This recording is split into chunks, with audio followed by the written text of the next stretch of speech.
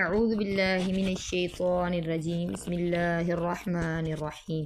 السلام علیکم ورحمۃ اللہ وبرکاتہ۔ امید کرتی ہوں کہ آپ ایمان، تقوی اور صحت کی بہترین حالتوں میں ہوں گی۔ آج ہم نون ساکین اور نون تنوین کے قواعد کے بارے میں پڑھیں گے۔ یاد رکھیے گا، نون ساکین اور تنوین کے 4 قاعدے ہیں۔ نمبر 1 اظہار، نمبر 2 ادغام، نمبر 3 قلب اور نمبر 4 اخفاء۔ آج ہم صرف اظہار کے بارے میں پڑھیں گے۔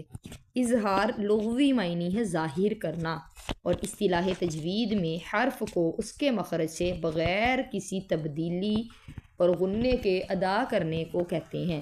جب نون ساکین اور نون تنوین کے بعد حروف حلقی میں سے کوئی حرف آ جائے تو وہاں اظہار ہوتا ہے۔ اس کو اظہار حلقی کہتے ہیں۔ حروف حلقی 6 ہیں: حمزہ، ہا، عین، ح، غین، خا۔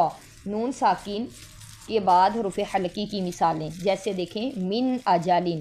من اجالن میں نون ساکن ہے اور نون ساکن کے بعد حمزہ آ رہا ہے، الف آ رہا ہے۔ الف اور حمزہ قائم مقام ہوتے ہیں، تو ادھر ہم نے من اجالن میں غنہ نہیں کرنا، اس کو جیسے ہم ایز اٹ از پڑھ رہے ہیں ایسے ہی پڑھیں گے، من اجالن۔ ایسے ہی من حقن، نون ساکن کے بعد ہا ہے۔ من ہم، نون ساکن کے بعد ہا ہے۔ من غیرہ، نون ساکن کے بعد غین ہے۔ انعمت، نون ساکن کے بعد عین ہے۔ من خوف، نون ساکن کے بعد خا ہے۔ پھر نون تنوین کے بعد حروف حلقی کی مثالیں جیسے اذن، ابدن۔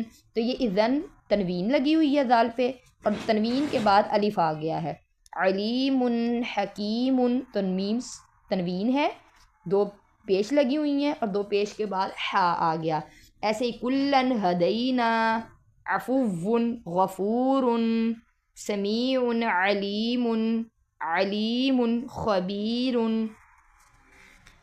آپ نے قرآن پاک سے اسی طرح ہر لفظ کی ایک ایگزامپل لکھ کر مجھے چیک کروانی ہے۔ السلام علیکم ورحمۃ اللہ وبرکاتہ۔